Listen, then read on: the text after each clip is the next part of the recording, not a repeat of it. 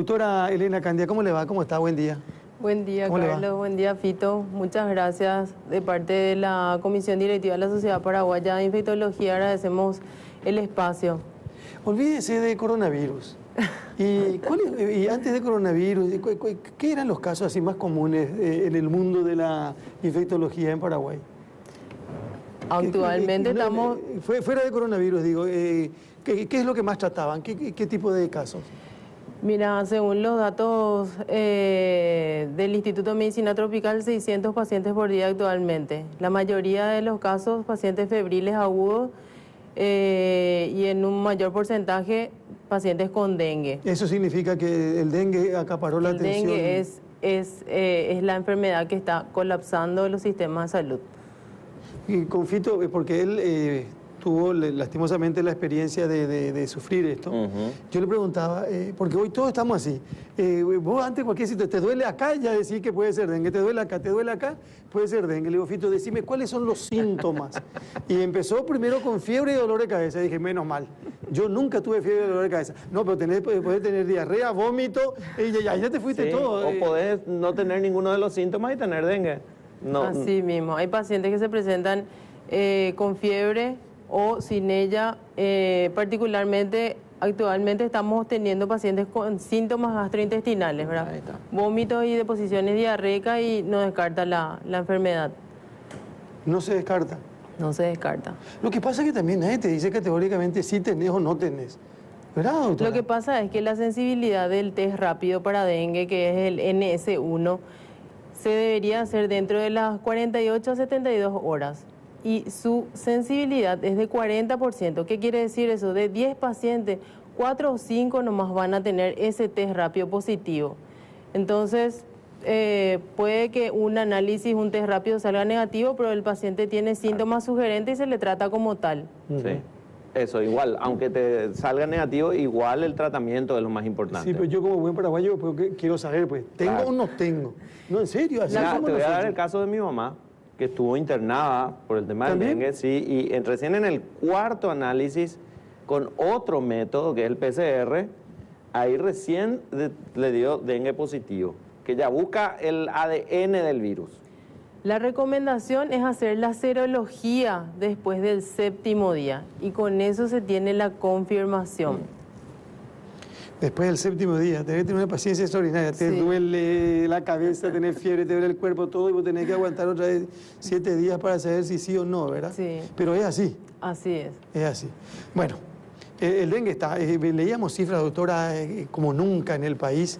Se registran casi 36.000 casos o cuadros sospechosos. Y la mayoría en Asunción y Departamento Central, por ejemplo. Sí. Y estamos hablando de 4 muertes confirmadas y más de 20 casos que pueden confirmarse o no, ¿verdad? Bueno, y si tenemos que pasar a coronavirus, qué tema este, ¿eh? Sí. Qué tema. Acá me están escribiendo de reportes con relación a amigos que uno tiene en China. Dice cómo muere la gente, ¿verdad? Pero lo que pasa es que uno no sabe también, leí el otro día que un infectólogo decía que el frío es propicio para el coronavirus, pero que el calor paraguayo puede ser un impedimento para esta enfermedad. Pues no sé hasta qué punto todo esto, doctora. ¿Qué nos puede ilustrar o enseñar esta mañana? Ya. Con respecto, un distinguido médico infectólogo hizo esa afirmación, el doctor Eugenio Báez. Sí. En cierta medida eso es así para otros virus, pero en el virus en el que se demostró y se estudió el efecto del clima es en el virus de la gripe. Hicieron estudios experimentales con cambios de temperatura y humedad y encontraron que la transmisión y la persistencia en el tiempo del virus es óptima a 5 grados con 20% de humedad.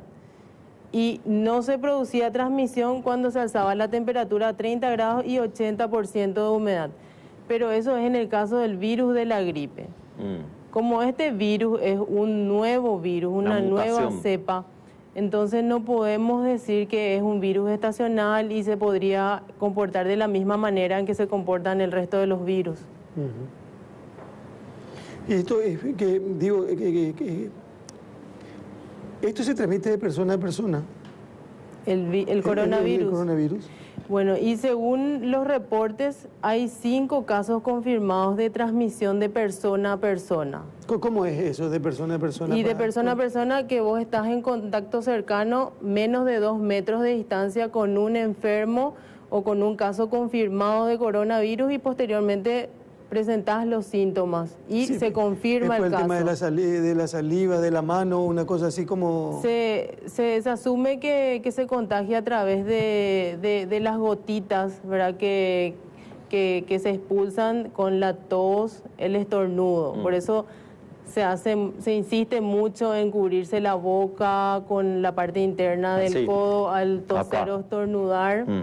Y el uso de mascarillas faciales. Entonces el contacto sería de esa manera. No se sabe todavía si uno puede adquirir la infección al tocar un objeto contaminado, pero de igual manera se recomienda la higiene de manos o el uso del alcohol Como en en cualquier gel. caso, ¿verdad? Ante cualquier situación, Sí. hablamos Claro. de cólera, esas cosas, ¿verdad? Siempre, pero y siempre, la mano, la higiene es fundamental, lavarse permanentemente, ¿verdad? Acá nosotros tenemos un problema cultural grande que es el tema del tereré y el mate. Si llegara a existir un caso confirmado que no existe en nuestro país, y ante una cuestión tipo la influenza, la gripe y compañía, tendríamos que cambiar un poco esa situación de compartir. Pero ya se tereré, el mate y recomendó, compañía. Fito, ya se recomendó alguna Sí. vez ante otra enfermedad, ante Sí. otro virus, se recomendó no compartir el mate, Sí. no compartir el tereré. Anda a decirle al paraguayo eso, a lo mejor hace en un momento determinado, ¿verdad? Después pasa un poquitito y es aburrido pues, tomar mate o tereré solo, ¿verdad? Eso, pero nosotros no dimensionamos lo que puede significar Sí. la enfermedad en sí. Porque ya alguna vez, ante otra situación, yo recuerdo, cada uno venía con su mate, su bombilla, Sí. todo, ¿verdad? Pero acá es difícil eso. El otro día escuché que alguien consultó hasta en las redes sociales si el tomar cerveza de la botella a la botella le hacía... Pero el tema no era mate ni tereré, cerveza era la cuestión Y ahí. es la misma cosa. ¿Verdad? Exacto. Y es la misma cosa. Sí. Pero ¿y nosotros cómo estamos nosotros ante esta cuestión? Porque yo digo, ¿es como para asustarse, para desesperarse? ¿O la situación, cómo se nota, cómo se percibe, controlada? Lo importante es resaltar que no tenemos ningún caso confirmado, ¿verdad? Claro. Que nuestra realidad es la epidemia del dengue y de eso tenemos que ocuparnos sin menospreciar todo lo que está ocurriendo en el mundo con el coronavirus. Todo a su tiempo, ¿eh? Sí, desde el momento en que la OMS lanza la alerta internacional, entonces eso quiere decir que todos los países debemos poner en marcha una serie de acciones para estar preparados en el caso de que haya casos sospechosos y tratarlos de manera adecuada. ¿Cambia algo el protocolo o no cambia el protocolo con esta alerta internacional? Y con la alerta internacional lo que podría ser que haya cambiado es que ellos enfatizan en que los países que tienen sistemas de salud débiles reciban ayuda. Entonces, en ese sentido podría ser beneficioso para los países en vías de desarrollo. Y básicamente las medidas de prevención que se estaban tomando acá son las medidas de prevención que la OMS había recomendado y el Ministerio de Salud y Vigilancia Epidemiológica se rige en base a lo que dictan las organizaciones internacionales. Yo quería insistir nomás en el tema del protocolo y compañía, porque hubo una especie de paranoia, de psicosis con el tema de... Entraron 35 personas en un periodo de tiempo y el Ministerio de Salud lo que hizo fue decirle que le llame si tenía los síntomas. No existe esa cuestión de meterle en una cápsula que estén separados del resto del mundo. No es ese el protocolo. No. Bueno, lo que tenemos ahora es la información en países de Europa y de Estados Unidos, qué acciones ellos están tomando con pacientes asintomáticos, que ese es el gran dilema. Pacientes asintomáticos que proceden de la provincia de Hubei, se les recomienda una cuarentena obligatoria en un lugar que ellos deciden cuál es. Puede ser un hospital o no. Y a los pacientes que proceden del resto de China se recomienda una autocuarentena monitoreada. ¿Qué quiere decir eso? El paciente llega al aeropuerto en los Estados Unidos, se le hace un chequeo médico y exámenes, se le toman muestras y el paciente se va a la casa y permanece por 14 días aislado. ¿Qué es lo que ocurrió acá? Sí, así mismo. Eso es lo que se está manejando. Y esa cuarentena se recomienda en el caso de que provengan de regiones donde hay circulación permanente del virus, no proveniente, por ejemplo, de Alemania, en donde se reportó un caso, Claro. o en el resto de los países en donde hay casos aislados. Correcto. Acá me dice una persona, yo desde el 2000 más o menos cuando se recomendó, un poco después del 2000, dice eso de no compartir el tereré y el mate. Automáticamente tomo tereré y mate cuando alguien me pide, le digo estoy enfermo, entonces nadie quiere tomar conmigo. Claro. Antes de explicarle que por una cuestión de higiene y eso, a lo mejor Sí. diplomáticamente también. Pues aquí hay una información, Fito, que dice que Paraguay comunicó la suspensión por tiempo indefinido de la expedición de visas de ingreso al territorio nacional a las personas que provengan del territorio de China continental. ¿Ah? Eso me están pasando. Bueno, nosotros decíamos, volviéndonos al tema de la gente que estuvo en algún momento en China, lo que pasa es que esa persona, categóricamente no se puede decir que tiene o no el problema, ¿verdad? Pero viene y comparte con su gente. O sea, y esa gente, probablemente esa persona que vino de China no salga de la casa, pero la gente que está con él sí, y algún tipo de contacto tiene. O a lo mejor un teléfono o un, no sé, o un saludo. Eso es lo que de repente, no sé si nosotros nos asustamos exageradamente o se puede hacer el monitoreo, como dice su nombre, así a distancia. Mientras no se tenga una información acabada del comportamiento de este virus, entonces la recomendación es el aislamiento domiciliario, ¿verdad? Sería que el paciente evite tener contacto con el resto de las personas que viven en la casa por un lapso de 14 días.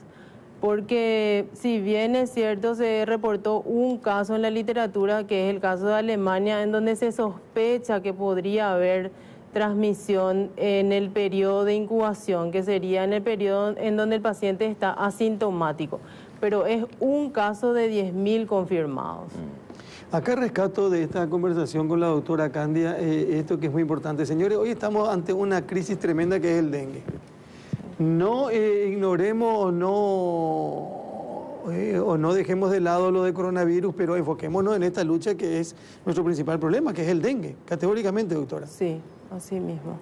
Insistir siempre en las medidas de prevención. Justamente le estuve escuchando al intendente, la fumigación no es una solución. Elimina los mosquitos, pero no las larvas de los reservorios. Entonces, es concientizarnos, es trabajar todos juntos, la ciudadanía, los medios de prensa, la sociedad médica. Nos falta todavía mucha educación y esa es la única manera de prevenir y trabajar todo el año pensando en que podríamos tener una nueva epidemia.